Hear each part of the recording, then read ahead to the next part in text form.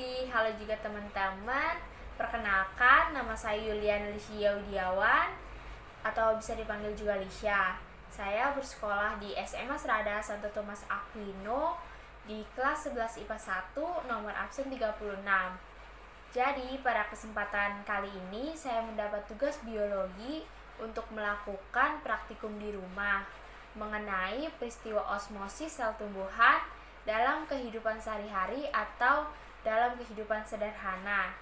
Tujuan saya melakukan praktikum ini tentunya untuk mengetahui cara kerja peristiwa osmosis pada sel tumbuhan dan juga untuk mengetahui perbedaan atau perubahan yang terjadi pada sel tumbuhan tersebut.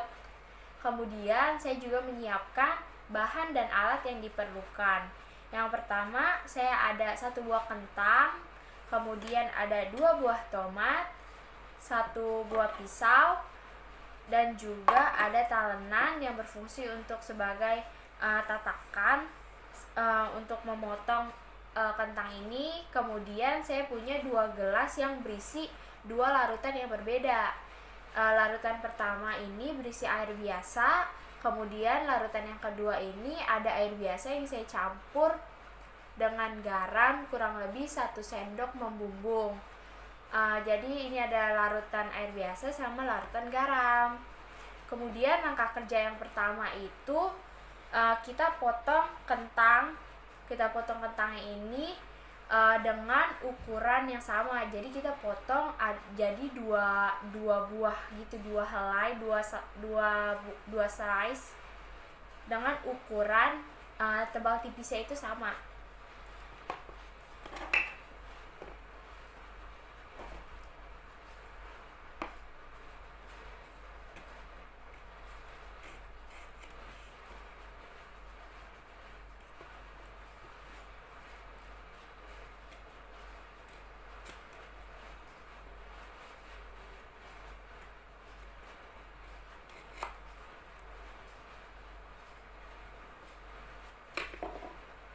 Nah, jadi ini dia kentangnya, saya udah potong tipisnya kurang lebih sama. Kemudian kita masukkan ke dalam 2 larutan yang berbeda ini. Jadi kita masukin ke dalam 2 larutan ini kurang lebih 10 menit dan melihat perubahan yang terjadi. Saya udah nyalain stopwatch.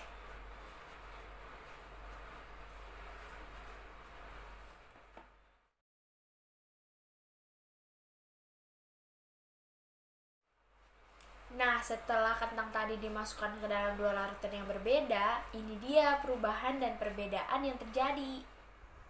Jadi ini dia penampakan kentang yang telah dimasukkan ke dalam 2 larutan yang berbeda tadi.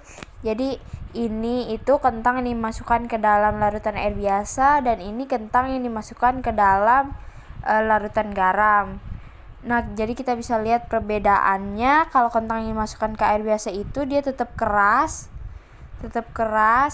Kemudian tetapi perbedaannya kalau misalkan kita masuk ke dalam larutan garam, itu yang terjadi adalah kentang menjadi lembek dan lentur tuh.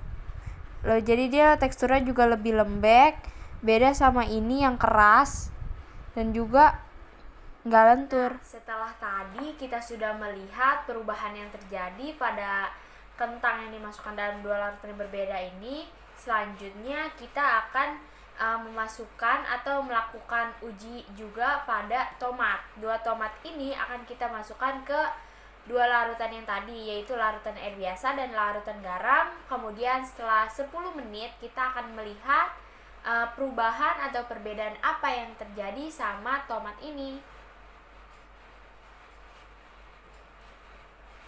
Saya udah masang stopwatch dan kita tunggu 10 menit kemudian. Nah, jadi setelah tomat yang tadi kita sudah masukkan, kemudian kita angkat dan kita akan lihat perbedaan atau perubahan apa yang terjadi. Jadi untuk tomat yang dimasukkan ke dalam larutan air biasa atau di dalam air biasa, itu dia masih tetap sama aja, masih tetap bentuknya seperti semula, seperti ini. Masih sama kayak seperti tadi yang kita masukin pertama. Sedangkan pada tomat yang dimasukkan ke dalam air garam itu bentuknya menyusut, jadi bentuknya jadi kayak gini. Jadi menyusut. Kemudian dia itu bisa ditekan. Tuh, dia jadi kayak lembek,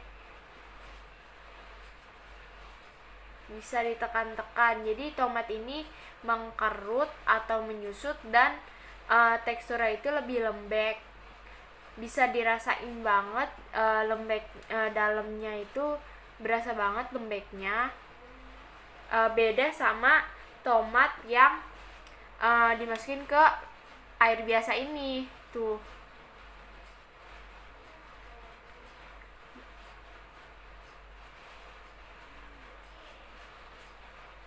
Nah, itu dia perbedaan yang sudah kita lakukan pada tomat. Sebenarnya apa sih yang terjadi sama kentang dan tomat ini? Sebelum itu kita harus tahu dulu peristiwa osmosis itu apa sih.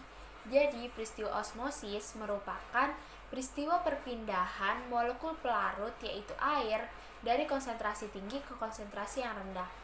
Sedangkan larutan garam ini merupakan larutan yang lebih pekat atau memiliki konsentrasi yang tinggi atau disebut juga dengan larutan hipertonik.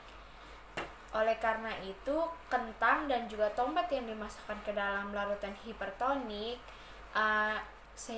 dengan kata lain kan berarti ini tuh hipotonik kan sifatnya.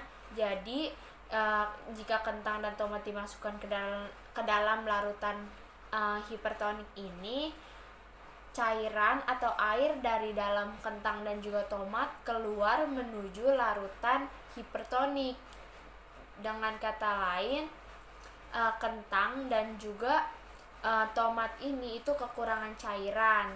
Nah, akibat kekurangan cairan itu menyebabkan tekanan turgornya itu menurun, sehingga kentang dan juga tomatnya ini menjadi lembek. Nah, peristiwa ini dinamakan peristiwa plasmolisis. Sedangkan air biasa ini merupakan larutan hipotonik.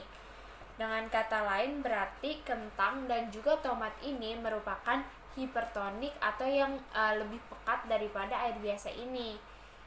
Jika kentang dan juga tomat ini dimasukkan ke dalam larutan hipotonik, itu berarti larutan hipotonik ini akan masuk ke dalam kentang dan juga tomat yang menyebabkan tekanan turgor kentang dan juga tomat itu menjadi meningkat atau naik, sehingga peristiwa ini dinamakan peristiwa Turgid.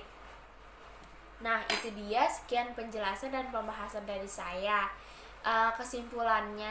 Kesimpulannya peristiwa osmosis merupakan peristiwa perpindahan dari molekul pelarut yaitu air dari konsentrasi tinggi ke konsentrasi yang lebih rendah.